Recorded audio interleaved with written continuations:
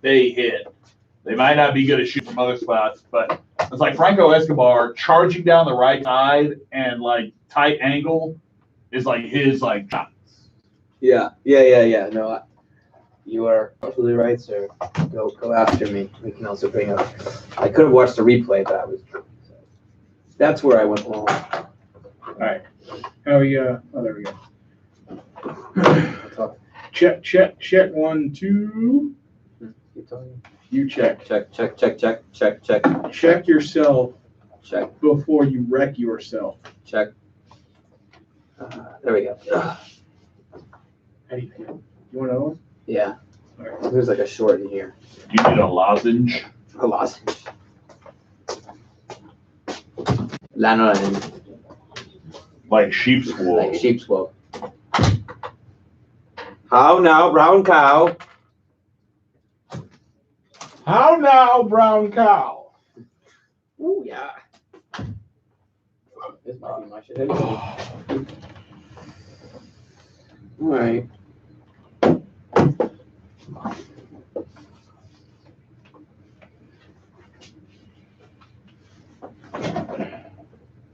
Alrighty, boys and girls. Are we on? We're live. This Are thing we on we've been live this whole time? Streaming started 83 seconds ago, according to. Evening, Chris Lombardi. Let me go and get all my stuff. Are you related to the Vince Lombardi? Lombardi family? There's the other Lombardi, right? The coaches. I don't believe you, sir. Yeah, he's like his grandson. I do not believe you. I had ribs for Hold on, I lunch. have to get this on the. Oh no, bro. Tell the people what you said when you came in, because he was running late. He said 8:45. We could start. Good to go. It's okay, everyone. We could do the news. We could do the He news. was on Burgundy for 5 seconds. I pushed some guy over. Wait, is too, Vince Lombardi really Chris Lombardi's great uncle? Maybe. That's pretty cool. I don't believe. We don't What believe the you. hell's going on out here? That's why Vince Lombardi. I don't know if it's good or not because I was not alive when he was. I don't believe you, Chris. Yeah, I don't believe you either. I need proof. Show me that family tree. Ancestry. Do you have a photo you've taken with him? 23andMe and all that like crap you have to go through. I did 23andMe and found out that I have like 1.9% like African, like Senegalese blood. Yeah. And I was like, dude, I've always cheered for Senegal in the World Cup. It's So like it's gotta be like a real back in the day type of thing. me and El Hadj Diouf are boys. Josh, Did you see how? what are we doing, man? Did you see how? Who are some other Senegalese players, Josh? Are they all named Diouf? Is it like Mom Brain Diouf? Mane. Yeah, Miram. El Hadji and Miram. El Hadj Diouf. Papa Bouba Diop. Papa Bouba Diop. Yeah. We used to like make fun of Papa, not make fun of him, but like whenever if you say his name like the underground level in Mario, where you're like Papa Bouba Diop. That's good. Papa, yeah. Papa Bouba Diop. Yeah. Okay. Oh, let's have shorts in them. Chris It's okay. says it's I what can he hear. likes to say at least. So Oh, so I it's mean- definitely not. Oh, so true. that's why. but if your last name is Lombardi though, I Definitely mean not true. I don't think jerks like us are going to call you out for them, but random people in like public aren't going to be in these awkward situations where they're like, you're not really related. They'll probably just be like, oh, that's cool. All right, ready to go? Yeah, let's Sure. stop this nonsense. More yelling at Josh, please. In general. All right. 3, 2. Well, what's up, Atlanta? This is the Mountains of South podcast brought to you by Dirty South Soccer and the Palatial 680 The Fan Studios. I am Eric Quintana. Next to me, Josh Bagriansky. And across from me is Mr. Sam Franco. Gentlemen, there's good news in the world of Atlanta sports. Yeah. Atlanta United has advanced to the next round. 1-0 win over the New England Revolution. We're talking about playoff wins for an Atlanta team. How about that? Well, this is the one Atlanta team that wins in the playoffs. Joseph Martinez. Only team that wins-ish. Yeah. I mean, Joseph Yeah. Martinez told us this before the playoffs even started. He's like, I mean, the Braves were doing really well at the time, and so I think a lot of people were like, what's Joseph talking about? Well, Joseph knew. He knew the Braves were going to choke, and he knew that. You know about that Atlanta sports curse. Yeah, He was well in touch But he also knows with that the demons. it doesn't affect Atlanta United because Atlanta United has multiple players that like to step up in these really clutch moments, including #playoff Franco. Oh, yeah. He's been huge. Every time in the playoffs, man. Last year, this year, he's had some huge moments. Obviously, the goal in MLS Cup final was big, but these aren't just the moments. It's like these goals that he has scored is not just why we're calling this guy Playoff Franco now. It's because his game in general elevates in these light shining brightest moments. And there's now a shirt to commemorate the experience of Playoff Franco. That's right, and in partnership with Breaking Tea, Dirty South Soccer came out with the Playoff Franco shirt. Head to dirtysouthsoccer.com to get yours. I think I have to get one just because. Good. Can you get us some? I could probably help you. Does anybody see that shirt on you, Sam, and think that maybe as a big Atlanta United fan, think you're talking about yourself? That you are Playoff Franco? I mean, Playoff Sam Franco? It's gotten to the point where every time somebody says something about Franco on Twitter, I've got to stop doing this thing where I'll quote tweet and be like, "Oh, you didn't have to say that. That's nice," or whatever. Well, it's especially hard in like for us because in the Dirty South Soccer. That's funny, but that's also like the lamest thing I've It is. No, that's what I'm saying. It's incredibly lame, and I keep doing it. I think even Footy Mob tweeted, I think right after he had scored, they're like, "Franco, you're an incredibly beautiful man," and I think I quote tweeted them. I was like, "Oh yeah, I think you guys are beautiful too," or something. And I was like, "I got to That's stop." Nice of them to say that about you. I've got to stop doing it because it's not that cool.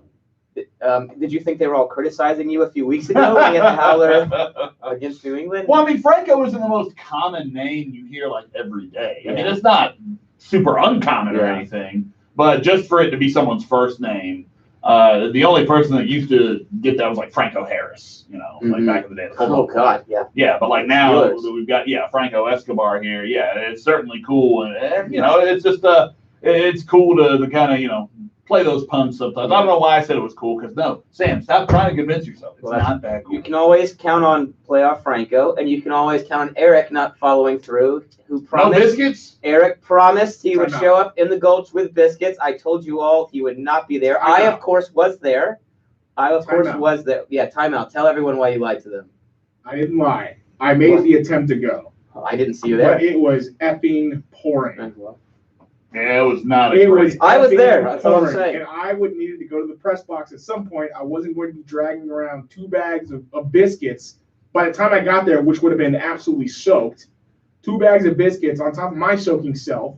I went to the press box and they were like, "Wait, it was sprinkling 10 seconds ago." It's like, I know. I've been out that long. A man is only as good as his word, Eric, and you didn't. I made the attempt. Live up to it. I made the attempt. Okay. You called me. I got there. I was on my way. Yeah, right.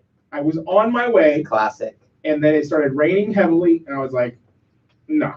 I was under a tent, hanging out under a tent, drinking Bloody Marys. The entire match with absolutely soaking shoes. Oh man, absolutely soaking. I was out in the rain all day, and I actually ended up going to the Georgia State football game that night, which should show you nice. sort of state I was in. They beat Army, and you know how it is. They did. When you're out in the rain all day, and your socks are soaked, and the next day the bottoms of your feet are just everything they touch burns. Yeah, I was an absolute disgusting mess on Sunday. See, I didn't want to have to go through that, so that's why I went to the press box. Well, I was a man of my word, and Listen, we won the game. That's all that matters. Something I did right. We did. Maybe not showing up with the biscuits was the key to the whole thing. Okay. Yeah, I mean, I celebrated with Bojangles the next morning, so at least biscuits were had by someone. I'm just saying, it's. They don't want anyone to have soggy biscuits. Okay. That's very nice. Well, we wanted Eric. It wasn't about the biscuits. It was about you getting to hang out, and you left us all hanging. So. Yeah. So when did the festivities start on Thursday? I'm trying to get out there. The game starts at 8:00. Yeah, I'm hoping. I'll be coaching. I'm hoping I can reach by about 6:30, 6:45, and have a solid, 30, 45 minutes. Just pound some drinks and. So here's what I'm thinking. If I can get there in time. Oh, right. I will meet with the people. Biscuits part. No, I believe you. I totally believe you. If I can get there, I don't think you believe. I leave my work in Lawrenceville at 5. If I can get there by 6, I will gladly spend 45 minutes to an hour hanging out with the people, meeting the public. Right. So that's your promise. No, I didn't promise. I said I'll try. Yeah, I said I'll try. If I can get there by a certain time, I'll try. If I'm there, I will. If it's also not absolutely pouring rain, then I will absolutely try. I also had a laptop, mind you, that I was carrying around. Yeah, you did tell me about So the don't like. I mean, well, you said you were coming. without a laptop, we're not streaming tonight. All right. Just saying. That one time you forgot it anyway. Yeah. Well, so. you know what? It would be forgotten every single week if I'd gone out in the rain with a laptop. Hopefully one day Just saying. you get to, I wasn't even thinking about hang my out. laptop. I was thinking about the soggy biscuits and my personal health. Mm-hmm. That's what I was thinking about when I decided, you know what, I gotta about face this thing right here and go back inside. When you decide to come and hang out with the us common folk, feel free.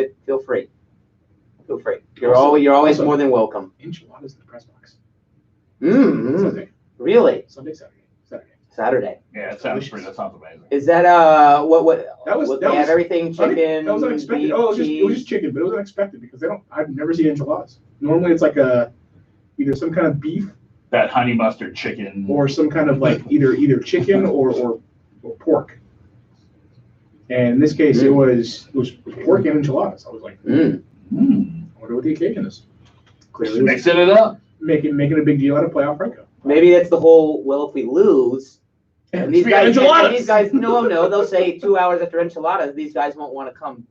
They'll be running for the bathroom before they come to the locker room to be asked the tough questions. So maybe it was a plan to get you guys out of the facility and into the facilities, so to speak, after those enchiladas that you ate. Can we about face, like turn course away from this? I love like enchiladas. Josh is going just where Josh is taking the enchilada discussion. Well, I'm Jewish, so I'm fascinated by free anything, and so obviously, the free food. I'm doing some rice and beans this time as well, or just, if there is rice and beans, I didn't have any. I don't think there was though.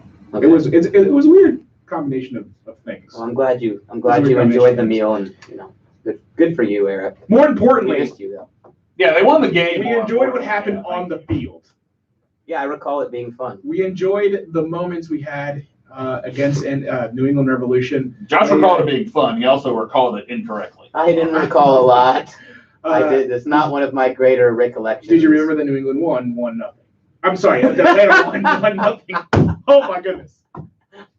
I'm off the hook. I don't have to say anything about that. Yeah, I was gonna say I was gonna start railing on Josh for thinking that Franco Escobar was crossing instead of Yeah, speeding. I was so sure that he was sure. crossing. So I have to give myself. So the section I sit in is the opposite post from where he struck the ball. So This is where Josh So I tried to didn't- explain away why he was wrong. I will explain where I screwed up.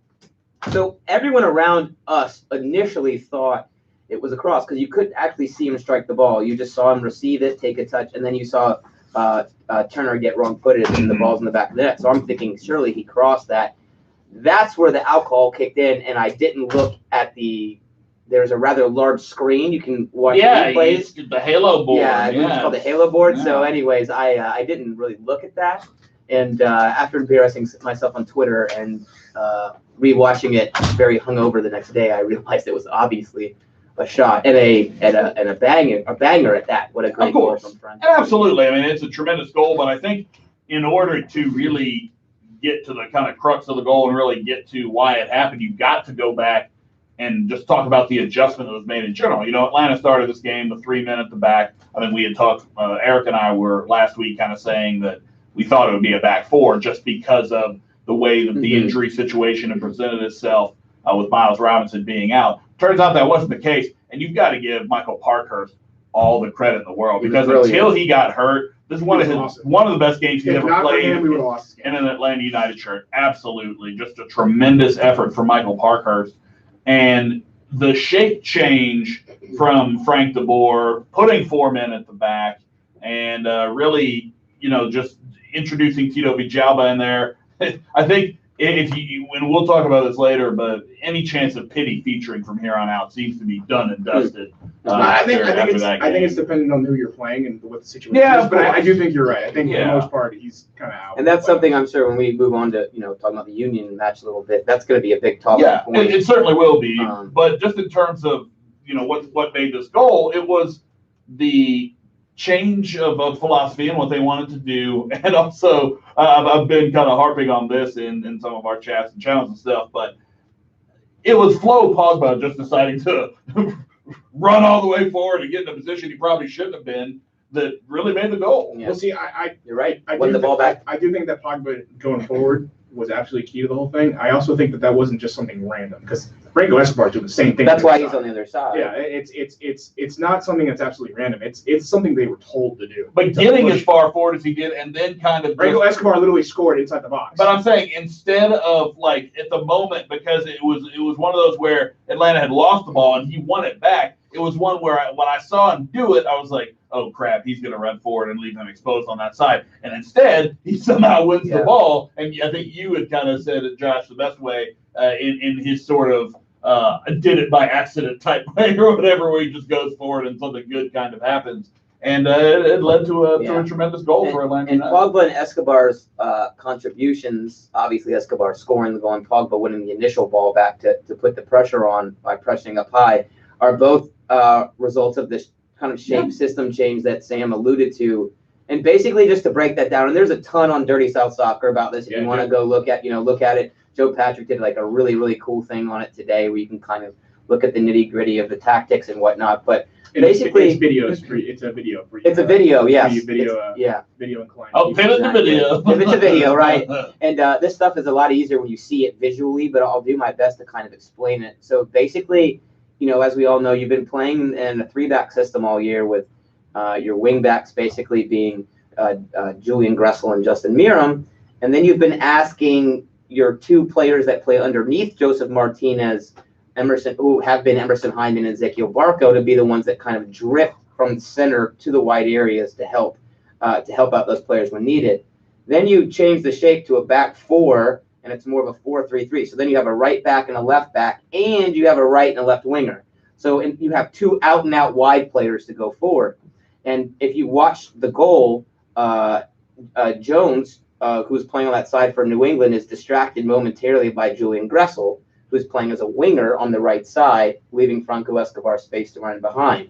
That doesn't happen most likely in the previous system because you're probably going to have... And it didn't happen up until that point throughout the entire And match. there are actually several examples of this, and New England did such a great job. We talked all in the lead up to this match of how Julian Gressel just gave them all sorts of problems in the first match and in the last regular season match.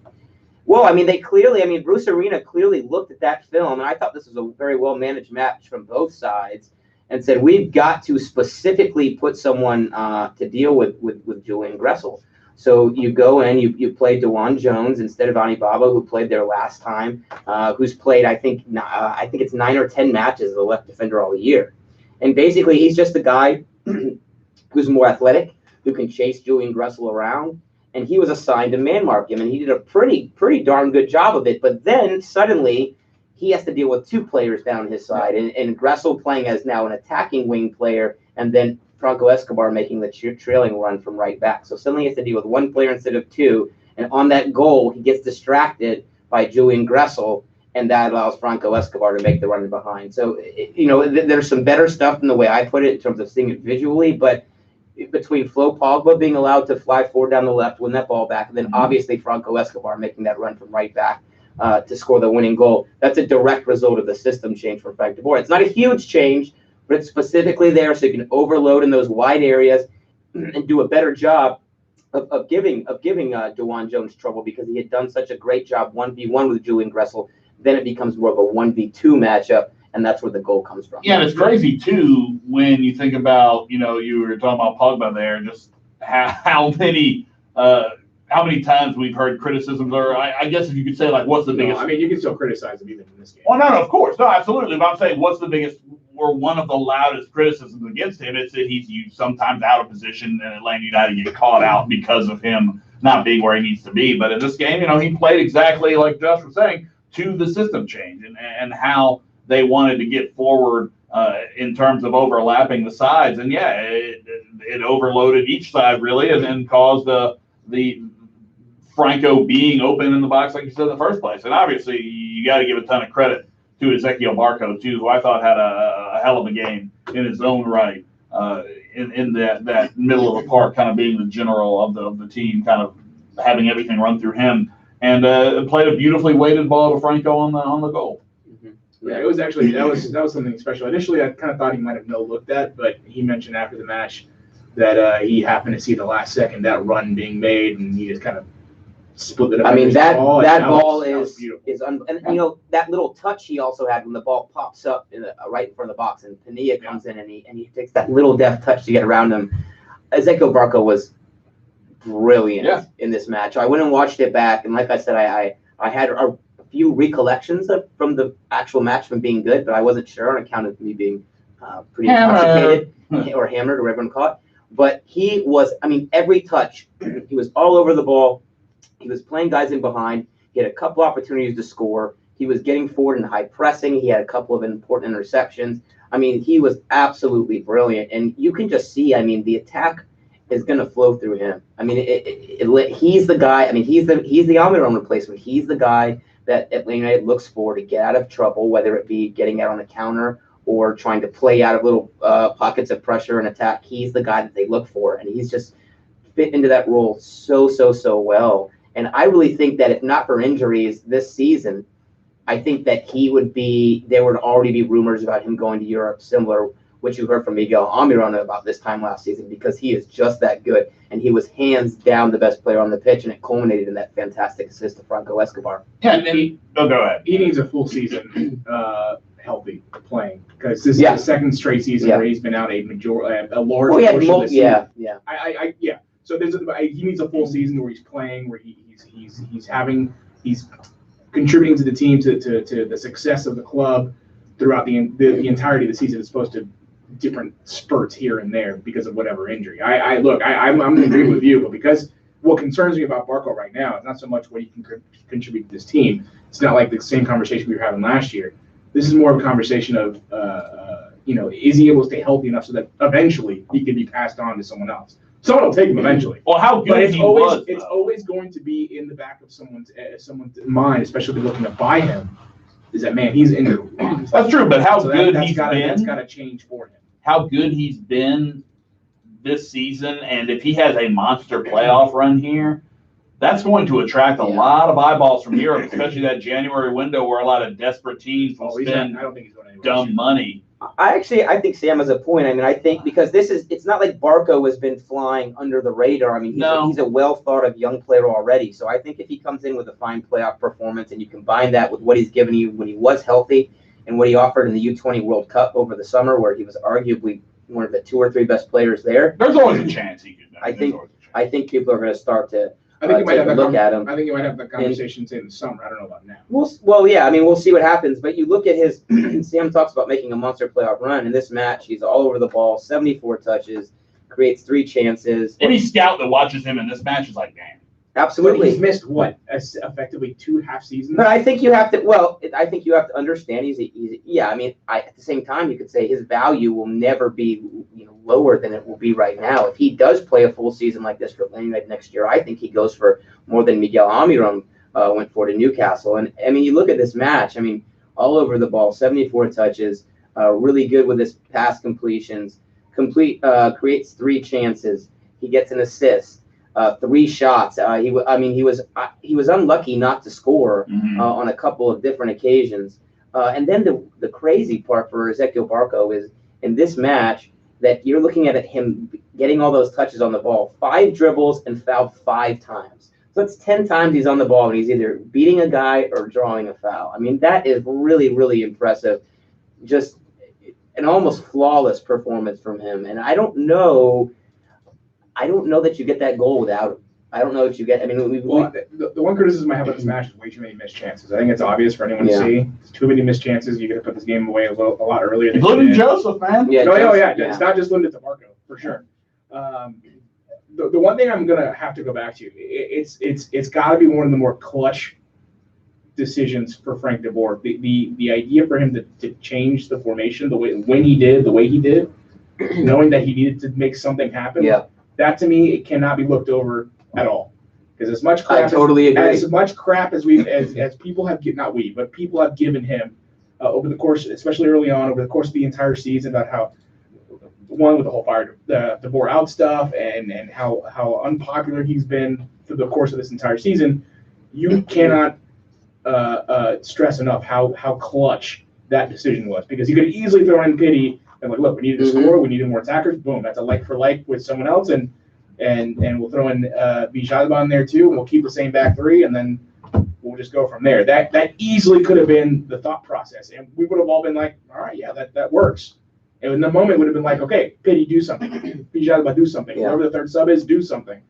But no, he decides in the middle of the game, 30 minutes left, change the entire tactical philosophy of the team to the point where a thing that Franco, Escobar, and Pogba, one, because he wasn't in the game, two, because they weren't in the right formation, weren't even doing it all and going forward and creating a different look for New England in those moments, in the moments where they're tired, they're mentally fatigued. That's huge. Yeah. That's a massive call from a coach like Frank de Boer, who struggled this year to I think at times find those calls to make. And certainly I think we saw, and this is something we talked about with Tata Martino, who kind of flipped the switch as a manager last year in the MLS Cup run, deciding, and obviously his decision is to play not super defensive, but more defensive last year when talks about the 5-3-2 that he went into. That's not what Frank de Boer is doing, but he's showing a similar kind of thought process where he's like tested some things, and now he knows what he's going to stick with. And clearly, well, Tata Martino was one to go and say, okay, we're just going to play a little more defensively, and we're just going to try to hit you direct on the counter. I think Frank de Boer has added some wrinkles where he wants to change the shape within the game. And this is something that we talked about all year is if Atlanta United can, when people are talking about, oh, back three or back four or back five, if Atlanta United can feel comfortable playing in all of those different shapes, then it's a real problem because it's really only a small tweak to go from a 3-4-3 or whatever we're calling it to a 4-3-3. But for a player like DeJuan Jones, like I just said, who's specifically assigned to man-mark Julian Gressel, to suddenly have to deal with two players instead of one, that makes a huge difference. So I think Frank de Boer showed us that he has really evaluated his team and decided what systems of play they can use, what adjustments that they can make within the match to get through a single elimination postseason scenario. And quite clearly, that doesn't necessarily include PT. So, I mean, when you look at the way it worked out, you've got to be really happy that he stuck to his guns. And, I think Tito Villalba, I think you could easily argue was far more dangerous than PT Martinez would have been. He was great down that left wing. I mean, you talk about a player coming off the bench you don't want to deal with. He came right in and nutmegged Brandon By within like 2 or 3 minutes. I mean, a player that's going to run right at you. It's really a tough thing to adjust to. And clearly, Frank de Boer, this is something he's willing to do as the season goes on. And then lastly, go ahead, Eric. I was going to say, it was weird because as soon as this change happened, it's like all of a sudden Philadelphia reacted by not knowing. Philadelphia. New England reacted by not knowing what to do, and they just became much more compact. Because where in the first half you didn't have the wings as open as you did with Tito flying down and then Franco and Gressel going down the right side. All of a sudden you had all that room, and it's like New England didn't really know how to adjust to that in the moment. It created so much craziness for them, which ultimately, I mean, we've already talked over it leading to the first goal, but it blew my mind to think how different a formation change could just absolutely change the game. Yeah, and a couple of subs here and there, and boom, you've got a completely different game. Right. Had they played like that from the beginning, I think it would have been much worse than it was. I think you would have seen more goal. I mean, the game would have been more open for sure. What was interesting about it was one of the things that it did was Carlos Gil, first of all, I thought was just brilliant for New England. He is such a great player. I mean, he was giving us fits. He's kind of playing down the right and like checking inside, playing kind of freely. And then you had Pania on the other side, who was really pacey, obviously scored the last time the teams had faced in the last regular season match. And then those guys were forced to come back and defend a little bit more because suddenly, like I said, you're dealing with two out and out wide players instead of one. So it was interesting because during that period, even though it was, I guess you would call it an attacking move from Atlanta United, although I'd call it more of just a tweak in system. New England did not look, I thought, less dangerous going forward than they had previously because you were forcing those wide players back to deal with Pogba and Franco Escobar getting forward as the outside backs. So, I think we also need to look at Frank de Boer and, obviously most European managers and even, South American managers to an extent aren't super used to preparing for single elimination games other than in like a Champions League or something like that. And it's like his like super analytical like approach and like the way that the Dutch prepare for these things with the total football and everything. Although we all know his system is sort of an offshoot of that, but it's almost like he's the perfect manager for a system like this where you're doing these single elimination games because of his level of preparation and because, like you said, he's sort of been preparing to get to this point all season where he's like, all right, we can do this in this formation, we can do this and that formation, and almost like you with the quote unquote Barco haters and calling them to we'll get back to you later. To come to Jesus or whatever. I forgot about you.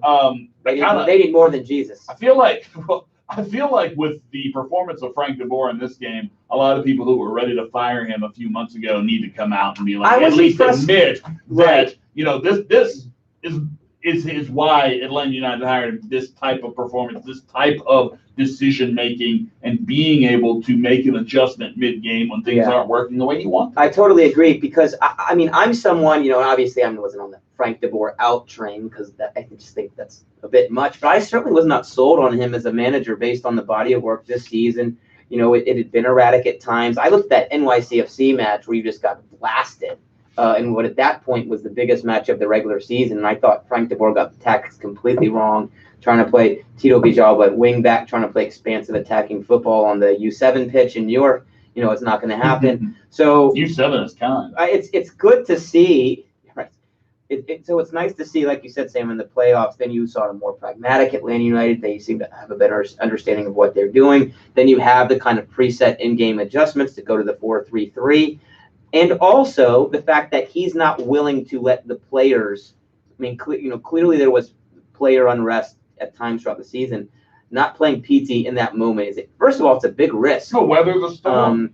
It's a big risk. I mean, to be 0-0 down in a match that could go 120 minutes and not play PT. Yeah, so that's big. That's a big move from Frank DeBoer, and so clearly, he is willing, to not let player reputations and egos get in the way of who he puts on the field. And it's good to see that he has a pretty good system in mind and the players have a pretty good understanding of what they need to do to get a win in these situations. And I would add that there was a second shape change in the 88th, 89th minute when Mo Adams came for Ezequiel Barco, where the team went to a 5-4-1. Straight up, 5 men in the back. Jeff Lewinowitz dropped in, added another defender. And you went to a 5-4-1 at that point. So again, Frank DeBoer, like you're saying, Sam, showing that he has a plan that he's analyzed how to get this team tactically through these matches, even though maybe he didn't show his hand so much in the regular season. Right. Maybe we're calling him stubborn, sticking with the same system. But clearly he had an idea in these situations going into the postseason of how to make adjustments and maybe play a little more pragmatically. And certainly you saw it against New England team that have a lot of good attacking players, and you end up with a clean sheet. I think it's funny that, at least in the first half, what I noticed was, remember last week where we talked about what we thought New England would do? And it turns out you were probably more right than I was. Well, I think it was actually a little in between what we both said, to be fair to you, Eric. But I felt validated when I saw the way Gressel and even Miram were essentially pushed back. And for the most of the first half, it was a 5-man back line with Gressel and Miram because they just didn't have the space to go forward. Miram maybe a little more so than Gressel, but I remember Gressel saying after the match that they did a really good job of keeping him not necessarily isolated in a way that he couldn't really get the ball and he couldn't really do anything with it when he did get it. They did much better. They did a good job of actually covering him, make sure that he didn't have the space that he normally has. It's one thing you mentioned after the game, which in effect drew him back into the back line. Again, Miram not as much, but he still had to come back and defend, and he was deeper than I think he would have wanted to. It's funny because had they done the opposite and just conceded possession, they would have found themselves much more space going forward because Gressel and Miram would have both been drawn up. Yeah, absolutely. It's fun to really analyze this game in that context because it's just the minute that shift happened. And I saw someone mention that Tito was the reason. Tito wasn't the reason. The change in formation was the reason. Yeah. Tito just happened to find himself in a bunch of space because all of a sudden there's more people going forward. Mm-hmm. Not because Tito's Tito. Tito's Of course, Eric's going to use it. Of course. Tito doing as well as he did, having himself in that much space is a product of circumstance, not a product of Tito being Tito. He had his moments. I'm not saying he didn't. We give him some credit. Yeah, I'm giving him some credit. You're just saying it wasn't a tactical I'm getting him some credit. Right. I'm giving more credit to Frank DeBoer. if we're in the giving credit phase of the podcast, I would like to give credit to at least in the first half the back line, and even in the second half. No, I think the whole way. Well, I'm saying how they dealt with Gustavo Bunbury and Pena. I mean, and Heel as well. I mean, it just especially, and you got to throw Guzan in here because Guzan's save on Pena. Yeah. I mean, that if you talk about moments of the game, number one was the goal, obviously. Number two is that save. I mean, it was a beautiful. Let's talk about that goal real quick, or that save. Sorry. Yeah. That save real quick. Okay. Huge mistake. I can't get over. Oh my gosh! Oh, in his worst moment. His bad moments are absolutely. Yeah, just so if anyone has seen the replay, Holy basically moly. he follows Bunbury like 5 steps behind the rest of the back line and leaves him onside. Because if you remember that play, everyone is like, how was he not offside? And then you look back, it's because Pires follows him 5 steps behind everybody. And he actually, the other big chance in the half came when he overran a ball and it bounced over That's his head. what I'm thinking of. and then he that was funny because the save, right? No, not that. It's a different situation. Sorry. So the Pena, the one that leads to the save from Pena outside the box, where Guzan makes that save, is when he runs forward. It comes from our corner. The ball bounces over his head. Yeah, that's what I thought. Yeah, exactly. The other one, I think, maybe you're referring to a different shot, Sam. Were you talking to the Pena shot? Well, I'm talking about the one. So Pena's shot obviously was the one that I wanted to talk about. The great save. Okay, that but also also the LGP mess up where the ball goes. I was is also that the one where you can see him turn You're right, I'm around in sorry. disgust? Like Yeah. there's one where like that. It's something like LGP has gone completely out of position, and I remember him slowly turning around, like dropping his shoulders and like knowing that he had completely royally screwed up. Thankfully, Michael Parker knows how to position himself. Yeah. He won it. Thankfully, Saved the day. Screwed that thing up, but. My gosh, I not 5 minutes before that happened, I tweeted out, I'm just waiting for the LGP mess up. Where is it coming? Where's the mistake? He actually he had a couple. He had a horrible first half. So I guess and that my fault, Sam. You're from the Pena. The other save on Bunbury in the first half, where he has a left-footed shot from inside the box, and Guzan's able to hold it because it's still Bunbury shooting, and he's not the best player. That came from LGP running 5 steps behind the rest of the back line, who are defending like maybe 3 or 4 steps outside of the 18, and for some reason he followed Bunbury all the way behind the back line and leaves him onside. So he had a really, really rough first half, and like you guys said, having Michael Parkhurst doing a lot of what we were afraid would go away because Miles Robinson wasn't in the lineup. Fortunately, Parkhurst was able to take care of business in that position. Looking ahead, and we can go back to the New England match if we need to. I don't think we really need to. But looking ahead, I'm so nervous about what's coming up against Philadelphia because it's LGP, because it's Pogba. And look, LGP has had amazing 2 years. This third year, however, has just been absolutely horrific for him. You think horrific? I wouldn't say horrific. Compared to the first 2 years, we thought he was a superhero. I think he's still one of the better. We thought he was a superhero Just had bad moments defensively. He's had so many bad moments this year. This is probably the worst year he's had. That's all I'm saying. Still comparatively speaking, he went from horrific to that. Comparatively speaking, it's been horrific. Okay. Well, now that you throw that caveat in there, that's what I'm saying. We only have 3 years to go off of. I mean, what am I going to compare it to? His time at some other club? I think what we need to worry about is the personnel. Who's going to be in this game? What do we see? Does this mean Lorenowitz plays center back and Armetti goes into the midfield? I think a lot of these questions that need to be asked are ones that make a lot of Atlanta United fans very, very nervous. Yeah, because I mean, you assume that Parkhurst is out. Frank de Boer's already come Parkhurst out. is already out. They assume, well, they said he's an official. Yeah, he's out for all intents and purposes. Yeah. So then also obviously Frank de Boer saying Miles Robinson won't be back.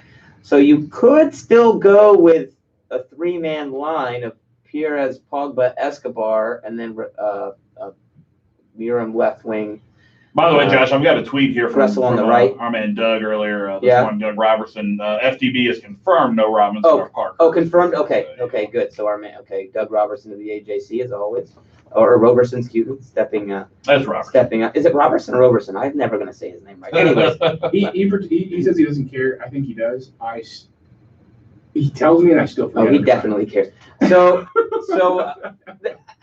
last week I felt very confident you were still going to see a 3 because I felt that Parkhurst, based on what we saw last season, is comfortable anchoring the 3-man back line. He's not as fast as Miles Robinson, but he's smart and savvy enough where he can pick his angles right and he can cover for the guys around him. Now he's out. So you could go with that same kind of system that we just talked about that led to the goal when you're playing 4 in the back with Pogba and Escobar. I don't. What a mess. I don't look if it's 3 in the back. You've got 3 Leroy Jenkins sitting there in the back line. Like that's 100% what's going to happen. You're going to have random guys flying up the field doing God knows what. Look, if I see, I also don't know what Frank DeBoer has done to prepare, maybe not intentionally, but prepare for this situation. Like, has he looked at what Lorenowitz looks like at center back in case you want to go to a back 4, or maybe you don't want to start Pogba and maybe you throw Lorenowitz in that position. Like, have you seen anything else from anyone else that shows that maybe they're a little more competent than a Pogba, than an LGP in the middle of that 3-man back line? I would hope, but I'm doubtful. I mean, Frank DeBoer asked Doug Robertson if he can play center back. Yes. That's how desperate we are for center backs right now. But I mean, you look at it though, it's like, I know you were saying 3-man back line, and we made the mistake, you and I did anyway, of assuming that Atlanta United was going to be a back 4 last week. Does these changes, these injuries, whatever, is that going to force them into starting a back 4 as opposed to a back 3? I mean, it's the same conversation as last week. Exactly. But I think there's more because now you're missing Parkhurst, and you had some success in when you switch to a back 4. I don't think you can play Parkhurst. I mean, not Parkhurst. I don't think you can play Jeff Lorenowitz in a back 3 as like a center. You know what I mean? I think you have to have like him and LGP as a partnership so that he can have some cover. Pires would surely be and again, you kind of worry about a guy who makes mistakes being the guy assigned to cover for his left and right center back. But Pires would most likely be the anchor of that 3 with Pogba at left center back, Franco Escobar at right center back. At the same time, that does give you, if you do have injuries, that does give you a little more of a safety blanket because you have the extra center back. But then you wonder, are you going to try to play a little more withdrawn with your wing backs and play more of a 5-back? Well, Julian Gressel and Justin Miram, I don't think you want them back doing a lot of 1v1 defending. As open as this game, I feel like it's going to be, this one much more open than what we saw against New England. Basel, we saw in Philadelphia against the Red Bulls. I just think these guys are going to get smoked. Like, I hope for the best, but I think these guys are going to get smoked. If it's Pogba, LGP, and Escobar, and I think a back 3 with those 3 is probably the more likely scenario to start out. Do we agree or no? That what? That back 3? That Pogba, LGP, and Escobar would be that's the more likely trio to start the back line. Yeah. That's what Frank DeBoer is probably going to go with. Not the players individually, but just a 3-man back line with those guys. I mean, if that's the case, then I think Atlanta gets smoked. I don't know what different solution you can offer. I think all 3 of those guys have to play out of their minds on Thursday. To not, I mean, they can't make a mistake. They have no cover.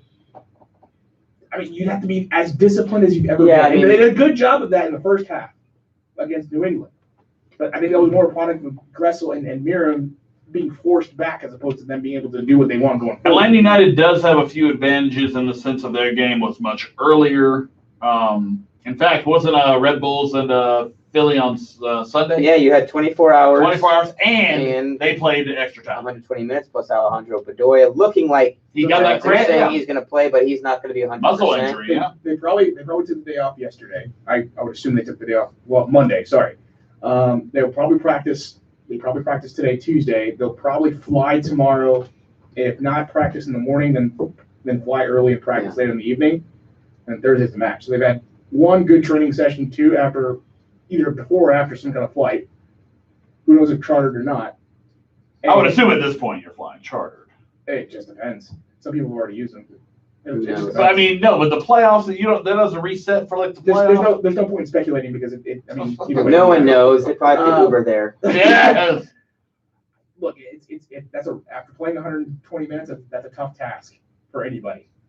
But they're going to play this game wide. Well, I mean, I don't know. Now that I think about it, maybe they don't play as wide open as they want to. I still think they do. I still think they play as wide open as they did against the Red Bulls, which is going to be a problem for Atlanta United, I think. Well, we said last week about Miles. We'll say it this week. And I would normally say the opposite, that it would favor Atlanta United. But given the back 3, I would say avoid as open as a game as you saw with Philadelphia Red Bulls. By the same token, though, I think if you're Atlanta United, this is similar to what we talked about with New England going into Atlanta last week. I mean, I think you say also, well, that's not a great not a great back line. We have good attacking players. Maybe we should play open and try to win 4-2, try to win 4-3. I mean, maybe that's your better chance than sitting back and absorbing pressure with a three that have never really played together all season long. So I think that Atlanta United, maybe you say, all right, let's make the match open. Let's make this wild and see what happens, because we are confident with Joseph Martinez and the Warren Barco's in, and obviously Gressel, and then you've got guys, assuming come off the bench like the Tito Villalba that can change things.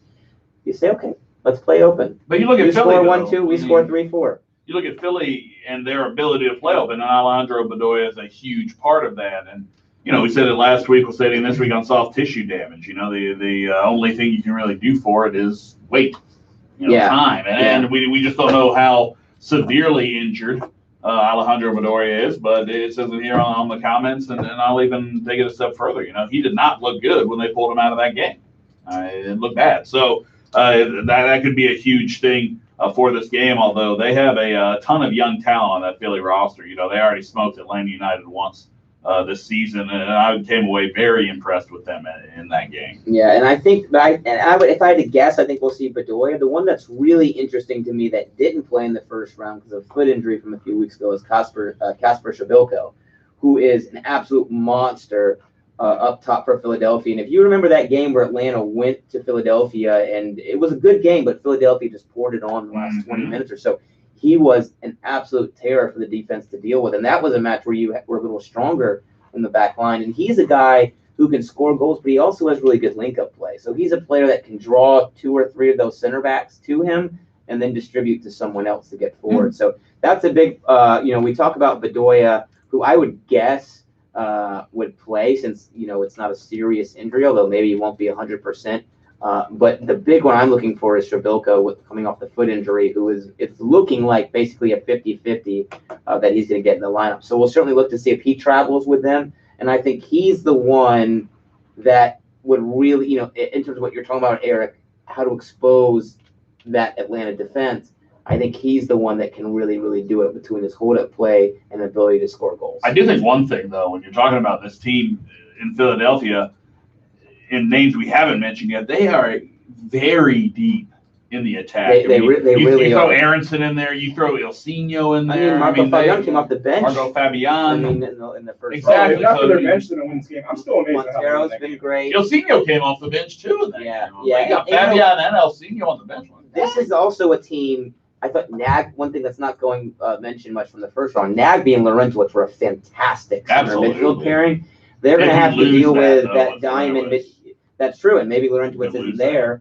Yeah. But then, you look at the diamond midfield that Philadelphia play, and Sam, you kind of just mentioned a bunch of those guys, but also, Harris Madunian is really good. I think Ramiro Montero has been like an absolute revelation this year. They are very, very, very strong through the middle.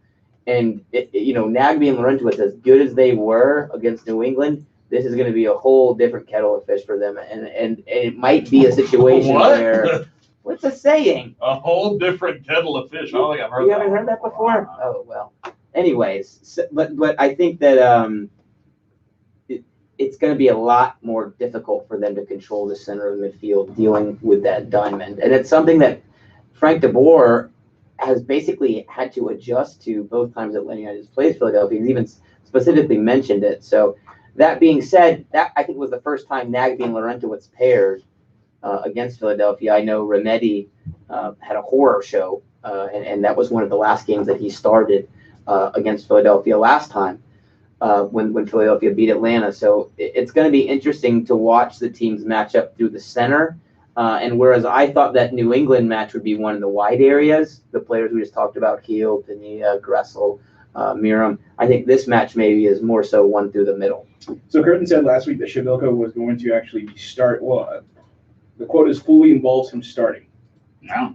The news today for the game against New England. Against the Red Bulls. Mm-hmm. He didn't play a minute, so I got to think that was probably just posturing by him. He didn't dress either, I don't believe. Right. So I got to think that you're going to hear some of the same sort of comments this week if they haven't already been said. Only to find out that maybe he comes off the bench or maybe doesn't play at all. But yeah, not having him. Look, I don't expect Andre Blake to play as badly as he did. Oh, what a disaster! I could not believe how bad that was one of the worst I've ever goalkeeping seen. Performances you'll ever see in the postseason. Yeah, I can't imagine he's going to be that bad against Atlanta United. I saw That would be somewhere, I don't know nice. if it was a tweet or whatever, but someone mentioned, watch, he's going to be an absolute monster against us after having a horror show of a game where they should have lost. They should have lost after giving up 3 goals the way you gave up. You should have lost that game. But anyways. It's funny, I did see, I think it was our man Aaron Bauer on Twitter, big Red Bulls fan, was like, it's going to take 4 goals to win this game, like when they were already up like 2-1 or something. And I was like, man, that's a pretty, and then you see what happened. It's like, ooh, you burned yourself. Out. well, all I know is Chris Armas blew it. That's I don't think he actually did, but let's just agree to that's what happened. Yeah, that Chris Armas blew it. Playoff Chris is not like playoff Franco. That was a okay? crazy game. It was a nuts game, absolutely. You bail out Andre Blake. Look, if there's a game you want to rally your kind of the final stretch of your season around, that was it. Mm-hmm. That could propel them into a level of play absolutely. that we're going to happen to be right in front. Well, you've got players like Pico scored the game time goal, stepping up. Not necessarily your big name, big draw, player, and that's the thing. They're super deep, and they're a team that has been very good and consistent all season long. And what's super interesting also is you mentioned Pico. He came off the bench, so Philadelphia kind of does something similar to what Frank de Boer did in terms of switching the shape in like the 60th minute. They kind of do it routinely where they bring Ilsinho on. Skillsinho. What's that? Skillsinho, excuse me, for one of those 2 forwards or Papa Pico who can play up top or as a wide player. I love that name. So they kind of go from a 4-4-2 to more of a 4-3-3 by design almost every single match in like the 60th, 65th minute. It's been something Jim Curtin's done all year.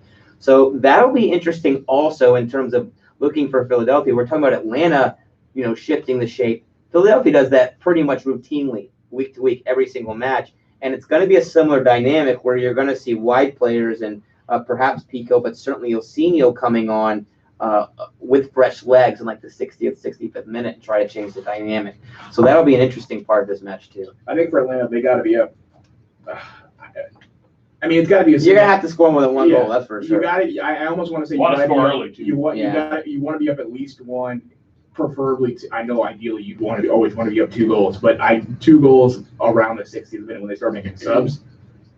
Because again, as tired as this back line is going to be, I don't trust them at all in the last 30 minutes. I don't trust them at all. Every possession Philadelphia is going to have. If we're tied, if we're leading by 1, if we're leading by 2, I'm still going to be absolutely freaking nervous. Any possession after the 60th minute, especially if they've made or are going to make those subs in the near future. I don't trust the way Atlanta United can beat it. I don't trust them closing out a match right now. I don't trust them up 1-0, seeing it all the way through the 90th minute. Especially with the defense the way it is. That's what I'm saying. Like there's no way anyone can trust this back line right now. You're going to make a mistake. I wouldn't be surprised to see a PK at some point for Philadelphia. Like it could be a host. Like God forbid LGP gets a red, or Pogba does something stupid that earns him a red. Because then we're screwed. This is all stuff that absolutely could happen. One of the saving graces. You're out of your mind if you think that there's not a possibility this could happen. I'm not saying it's going to, but you're out of your mind if you think that this can't happen. Well, it'd be much more likely to happen on the road too. So Atlanta United has to be very, thankful. Or Atlanta United fans have to be very thankful that the team beat, New England in that last game of the regular season to lock up that 2 spots. If this game was in Philadelphia, ooh. Yeah, I think it might go similar to what happened last time you were there. And that's why if I'm Atlanta United, I'm thinking, I'm going for it. I'm trying to score some goals. You're at home, absolutely. The last clean sheet. So with that in mind, would you go with the 4-man back line? No, I would play the 3, and I would go Miram and Gressel, get forward. And your 3 is what you can do, Eric, and this is something that I would be tempted to throw Lorenowitz in the back 4. And Josh, is your 3 Pogba, LGP, Escobar? And what I would do, and Frank de Boer did this in the last match, even with a little bit more of a better back 3, was you just have Jeff Lorenowitz just sit, and then it can become a back, as a defensive midfielder. Then it can become a back 4 whenever you want. Then it allows the wing players to go up a little higher, and he can drop in. So there are still ways around it where you can maintain balance. But I'm looking at Philadelphia Union. They have not had a clean sheet since May 19th. Wow. How is that possible? And it was a 0-0 draw. Because they score a lot. That's the thing. How is that possible? I had to go through this list like several times to make sure it's true. I mean, as open as they play all the time. But I mean, Atlanta United play open. You're not leaking goal. But that's why I'm saying, look. Atlanta United don't play open. What are you talking You're about, at home. Atlanta United have the super. You're at home. You have the better goal scorer in Joseph Martinez. You have the better playmaker in Ezekiel Barco. You're used to playing an aggressive attacking shape. You're playing a team that doesn't defend well. You're at home. Go after them. And if you concede 1 or 2, go score 4 or 5. That's what I'm thinking. That's what I'm thinking if I'm Frank DeBoer. I'm not going to rely on a back three that hasn't played really together all year. I'm not going to rely on telling Julian Gressel and Justin Miram to do things they're not very good at and play deeper and try to defend 1v1 a lot. I know I'm going up against a team that doesn't defend well themselves. Go after them, and there's no reason that Man United shouldn't be confident that they can't outscore Philadelphia Union at home with the better goal scorer and the best playmaker on the field in Joseph Martinez and Ezekiel Barco. Conference semifinal match on Thursday, October 24th, 8 p.m. kick. Weathers. Probably like 8:15, 8:20, but you get the point. Who's doing the spike? I don't know. I mean, how are you going to Ric top Ric Flair Flair? that was incredible. I love the That was great. the build up. Yeah. Eric's out here. You know he was going to do it, but it's like to see it happen in an Atlanta United match and the Atlanta United jersey, all that stuff. It was awesome. Yeah. Eric's out here fraudulent though. Look, I don't watch wrestling. I do respect the Ric Flair. He tweets in all caps, Ric Flair, and I wanted to quote through and be like, fraud. I know who he is. We've had him on the station here before. It's He's kind of famous. Yeah, no, I know that. I know his thing. He's a limousine riding, jet flying, kiss stealing, wheeling, dealing son of a gun. Yeah, indeed. That's Rolex the best. wearing. What's the other ones? Rolex wearing is one of them too. Yeah, there's a bunch of them. That's the best. Nothing's topped that. How they in terms of. So the only thing I can think of. Killer Mike it's not the same thing, but and I forget what game it was. I don't think it was MLS Cup, but whenever CeeLo did the national anthem, I thought that was pretty. That was cool. Yeah. Didn't and at the same, I know different things, but I just thought that was equally as cool. What was that for? I remember that. Was that for MLS Cup or was that for Columbus in 2017? I don't remember. I definitely remember that. Maybe someone in the YouTube stream can help us out. But that was super cool. I'm still going to Ric Flair though. I mean, like Sam said, the presentation. I mean, just a perfect guy to have out there to get pumped before the game. Between like Big Boy's done it before, so I mean that's obviously. I'm trying to think who else, and Killer Mike's done the Golden Spike, so I mean you've had some pretty big Atlanta. The front office guys in the press box, they hyped it up to be like the best thing, and I'm not saying it wasn't the best thing that they've done so far, and I thought it was fantastic. I mean, they mentioned in giving us clues, they mentioned that he didn't have a direct Atlanta connection. So I'm wondering if they kind of continue that trend, not purposely, but they just happen. Because I think at this point the whole world's open at this point. Ric Flair has adopted Atlanta as like his. No, yeah, I know that. But yeah, no, you're right. He didn't have that connection. To be weird to see if they could go outside the box. The little girl, what was her name? The little girl did MLS Cup. Oh, the anthem singer. Yes. Yeah, I remember. So her. it wasn't CeeLo. I forget what CeeLo did. Whatever. It was amazing. It was amazing. Big CeeLo Green, man. Of course, it's amazing. Any final thoughts before we wrap it up? Should we make predictions? I don't want to.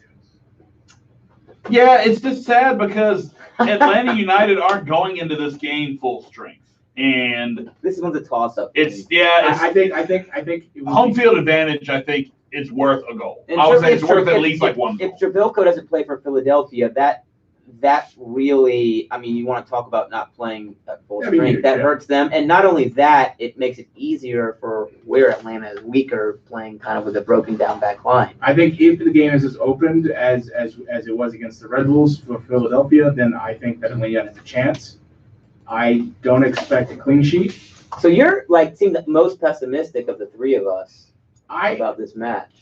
If you had Michael Parker, if you had Miles Robinson, one or the other, I wouldn't be as pessimistic. I just think that they are prone to mistakes all the time this year. That worries me. Yeah, but you could say the same thing about Philadelphia. Yeah, sure. Yeah, I get you, but and it'll come down to a matter of who can finish their chances more than the other.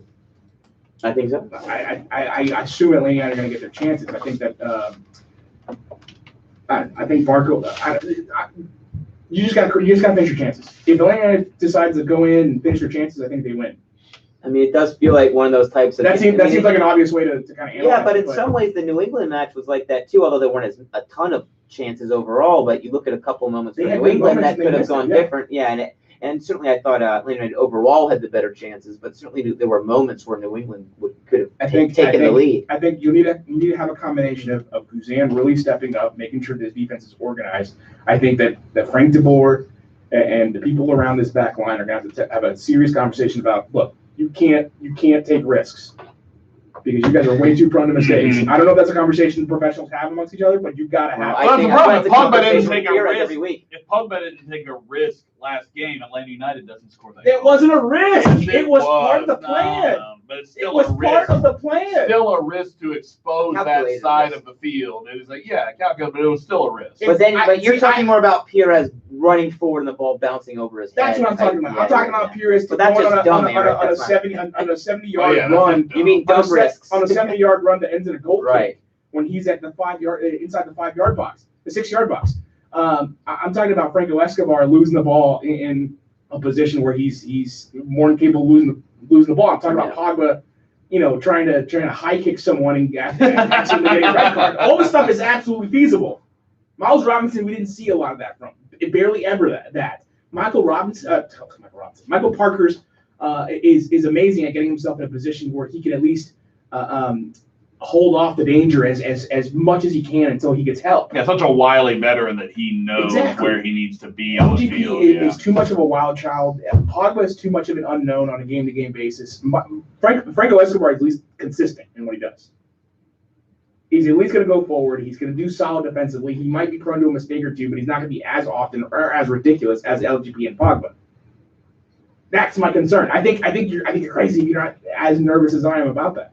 Maybe I'm wrong. Maybe they have the game. All three of them have the game of their lives, and we don't have to worry. We have a clean sheet, and we're talking about going to the conference finals. Because to be fair, I mean, we were having a similar discussion going to New England. I mean, I never thought you would have. I mean, granted, Parkhurst was nice to have, but going into that, we're thinking, I don't know if you get through this back three with that attack of New England. So. And Michael Parkhurst had one of the better games of his time with Atlanta United, not his career, but his time with Atlanta United. I thought he was spectacular. I didn't expect that. Again, I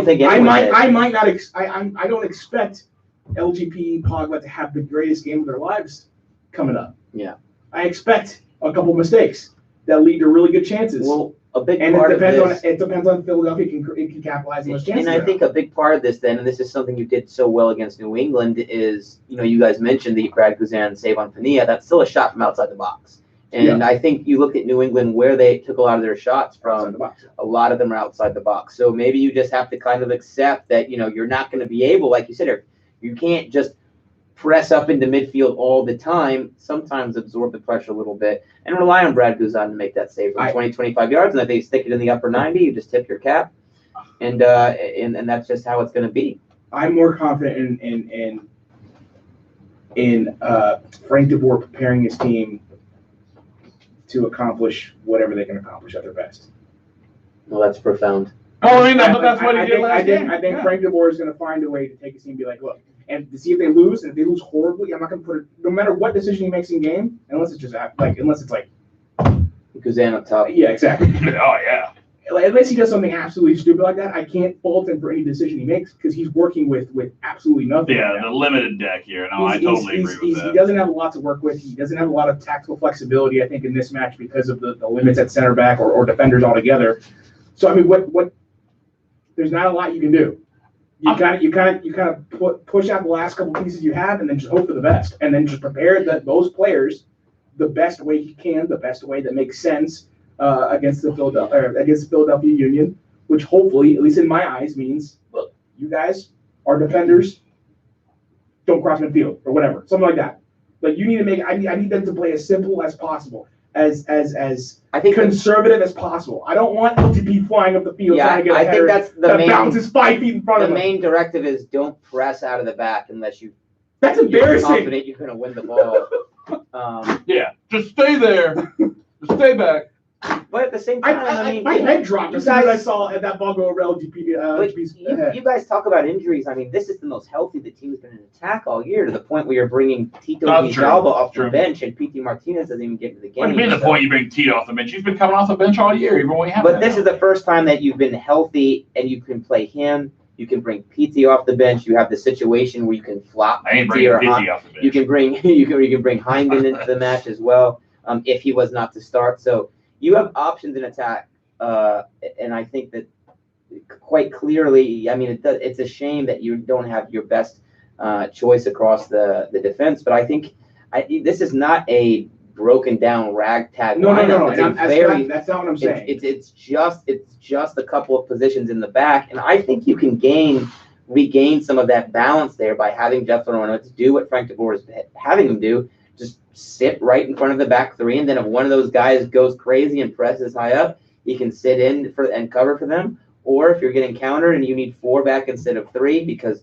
Gressel and Miram are not coming back to defend the wide areas, then he slides in as a center back, and Escobar is a right center back, moves over to the right, and Pogba as a left center back, moves over to the left. That's how you can morph your shape within the match to have the numbers back defensively to deal with to deal with a very good attacking team in Philadelphia. So I still don't think I'm not horrified. I mean, I'm more scared of Philadelphia's quality than I am of Atlanta's lack of it in defense, because I think the Lorenowitz part of this gives you the balance to deal with it. And I just think you look so good going forward and are so, for the first time, have your full array of players available that you're going to be able to score enough goals where I think you can maybe make up for any disadvantage that you're going to have trying to defend Philadelphia anyway. Did Eric say final thoughts like 20 minutes ago? Maybe 5. Did he? No, That's our special thing, collectively, I think that they're a train wreck altogether. It's like three friends that absolutely destroy each other's lives that's on a Friday night. We'll see. Well, I think individually they're capable of playing the positions. those are some of my best friends, Eric. So. I think collectively they're a disaster. My life's often destroyed We'll on Friday see. night. I hope I'm wrong. I want to be wrong, but given the mistakes LGP has made, given the mistakes that Pogba is capable of, there are going to be moments for Philadelphia Union. That's up to Philadelphia to capitalize on those moments. And so that's on them. But I still think those moments are going to happen. I still think they're going to. They're going to happen. They're going to have plenty of opportunities to score. Like you said, I'm with you. I think it's up to Atlanta United to score more than Philadelphia. And I think you do have to accept that. I get that's the general premise of Philadelphia, sports, but just relax more. Philadelphia is going to have chances, but a big part of it, like I said earlier, is going to be Shabilko. I'm not plays or not. I'm not going to give a super specific like scoreline prediction or anything. I'm going to say I think Atlanta United are going to win a wild game. I think this does turn into one of those kind of open contests because of the way Philadelphia likes to play and because it's a one-off game. So, you can't really drop back in this kind of, setup. I mean, if one team starts running forward and they score, you've got to go after it. So I feel like this will be a wild game. I think Atlanta wins because they're playing at home and they're a very good home team. All I got to say is, Joseph, don't get a yellow card. Oh, yeah, that's the other thing. Someone brought this up on I forgot Twitter. about His shirt should be taped to his chest if he scores so he doesn't take it off. I mean, Eastern Conference. Lorenowitz on a yellow, too. Eastern Conference Finals without Joseph, I don't care who you're playing. I need Stupid yellow card, the by the supporters group tifo idea to get scrapped. We need a tifo of just a white sign that says, Joseph! keep your shirt. Joseph, you're on a yellow. Joseph! That's the tifo. Why aren't we concerned about Lorenowitz taking his shirt off? That's fine. Yeah, we don't care. Joseph, we definitely care. He's just not going to do it. A massive sheet, and all it says is, Joseph, you're on a yellow. That's it. That'd be the greatest tifo we ever Sure, made. it'll be something that's mentioned to him, and that yellow card was absolutely disgraceful that he received. There was a contact! yellow for simulation when there's contact, and that's just another example of MLS officials just not understanding how to officiate creative players and not realizing that those players draw contact and go down. If you don't want to call it, that's fine. That doesn't make it simulation, you idiot. And now Joseph Martinez is in a tough situation where he could be suspended for the conference finals. So just that was, hopefully it won't matter, but that call was just absolutely terrible. And I thought otherwise decent refereed match from Kevin Stott, but he was clearly not showing yellows for like I said, Ezekiel Barco was fouled 5 times. New England fouled 10 times in the first half. they were shown, I think, 1 yellow card for persistent infringement throughout the match. So if you're clearly keeping your yellows in your pocket because you don't want players to get suspended down the line in the postseason, I'm cool with that. But then you can't come with that quick trigger for that's simulation asinine, man. That's when ridiculous. when there was contact. Like, how could you have been that sure? I just thought that sort of inconsistency was, aside from that fact, it was a bad call. It went against the way you were calling the match, and it could have a real impact on the postseason. Would you have called it a PK? No. See, but I've seen them given. I didn't think it was. It's one of, I would have been fine either way. It's one of those where VAR wouldn't. Right. If you called the pen, VAR wouldn't have reviewed it. If he did make contact, right. but it was clearly it's subjective. It's a subjective call. Joseph was clearly drawing. Sure. The PK. And look, I mean, I'm not saying he didn't make contact. I understand he made contact, but I couldn't tell whether that was maybe not enough to go down. Maybe I don't know. I couldn't tell if that was contact from the keeper or Joseph, for lack of better phrasing, leaning into that contact. And I think, he's expecting the contact, sure, right? Yeah. And actually Turner did a pretty good job of kind of pulling out of the challenge, so there wasn't as much contact as maybe Joseph had anticipated. But I think that was just a subject. I mean, for me personally, not enough contact for a penalty kick. I agree. It wasn't. I don't think it was simulation because there was. No, there was contact. Yeah. I mean, yeah, but that's a subjective call for the referee. VAR's not going to reverse it either way. Funny because people told us with VAR that subjectivity is removed from officiating, which is stupid and wrong. And this is an example of where the referee there was contact, not enough for a clear and obvious error, whether you give the penalty or not. And I thought Kevin Stott made the right decision not to call it, but to come in with that yellow card for simulation was just, it was a bad call, and it went against the way he called the rest of the match. It just really, really poor from him. Yep. All right. Had to get that one in there. Anything else? Made me really mad. No, I think that's it. I think other than just everybody, what is the line from Samuel L. Jackson in Jurassic Park? Hold on to your butts. The entire match is going to be squeaky bum time. Squeaky bum time! Count on it. All right. You can find me at Eric G. Quintana on Twitter. You can find me at JoshB914. At Sam J. Franco on Twitter. Follow the podcast at MOTS Podcast. Donate to the podcast, patreon.com/MOTS Podcast. We got the radio show. I didn't mention this before. We're going to do this kind of right now. But are you okay with moving it to Tuesdays? The radio show? No problem. Tuesdays are going to be the radio show starting the next couple of weeks if you are an avid listener of the radio show. Same time, 7 o'clock, just on Tuesdays. Works better for all of us. Yes. And you get quicker reactions sooner. Yeah, quicker exactly. Game reacts. Yeah. You think anything else?